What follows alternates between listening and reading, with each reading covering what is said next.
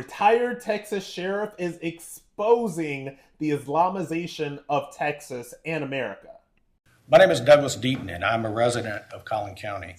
I retired from the Plano Police Department after 26 years of full-time law enforcement service, and I dealt with representatives of EPIC many times when I was the sergeant for the Plano Police Department, the training sergeant for the Plano PD. There seems to be a general misunderstanding that we're talking about a plan to build an Islamic Sharia-friendly community. The EPIC neighborhood already exists in Plano. It's been there for nearly 12 years, with 74 residential properties, a massive mosque, schools, a medical clinic, and multiple businesses. It also has an office of an Islamic financing institution called the UIF Corporation. The UIF Corporation is not a bank. It's a Michigan-based corporation whose publicly stated purpose is to, quote, engage in financial transactions that are Sharia compliant, end quote. Those are their words, not mine. The local government officials south of here have known for years that only Muslims can purchase homes inside that neighborhood. You have to be a member of their mosque to live there.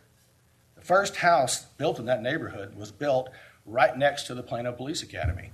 It's a huge structure with two separate front doors. The rear of the property is just a few feet from a large outdoor warning siren. The house has a large second-story platform overlooking the restricted access parking lot where the police department stored specialized vehicles such as bomb trucks, bomb disposal equipment, and the SWAT team's armored vehicle. I am a court-recognized expert in SWAT team tactics and procedures. That house has all the hallmarks of a fortress and a command post. The rear of the house looks a lot like an observation post and a shooting platform. Why would somebody choose to build a house so close to a giant warning siren and a police training site? Why would someone build a huge platform overlooking all those specialized police emergency vehicles? The first owner of that house is a leader in the EPIC neighborhood, and he is also the co-founder of the Yaqeen Institute for Islamic Research. And I urge everyone to visit their website and read what it has to say about instituting Sharia law. This is not a matter of radicals hiding in plain sight. They're not hiding. They've been open about their beliefs and their intent. Local government decision makers have failed to ask hard questions for fear of negative publicity and being labeled as bigots.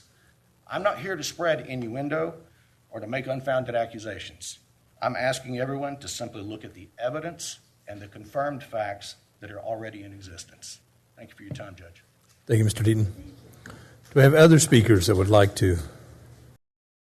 This is crazy. This is a retired Texas sheriff, had been on the police force for 25 years, and he's basically saying that the Islamization of Texas is not something that may happen in the next 10, 15, 20 years. It's something that is currently happening right now. And this is absolutely terrifying. Now, if you follow me on other social media, particularly on Twitter, you know that I had shared a tweet that went crazy viral that basically said it was a animation of the Google Maps that showed all of these mosques that have opened up in Texas. And in fact, Texas has apparently become ground zero for all of this stuff. And not only that, these people are getting literal federal and state grants in order to do these things. All right. So not only do we have all these people coming here with a stated intent to institute Sharia law, there are already Sharia courts in Texas. Greg Abbott just filed a motion to investigate and to end those. But all of this stuff is already happening, right? And it's been happening under our noses for the past 10, 15, 20 years. And it is crazy to me that 24 years after 9/11, that this has been allowed to happen in our country. And once ICE and immigration enforcement and all of that stuff really start cracking down on this, the same left-wing people who opened the door for these people who fled into this country will be defending them. I promise you that. The Islamization of America is happening. It is very real. And do your research, because I promise you, over the next 20 to 30 years in this country, this will be one of the biggest issues facing America. It is completely insane that it has been able to get to this point. It is terrifying to me. And it is even scarier that it has been able to happen under our noses for so long. It is absolutely absurd.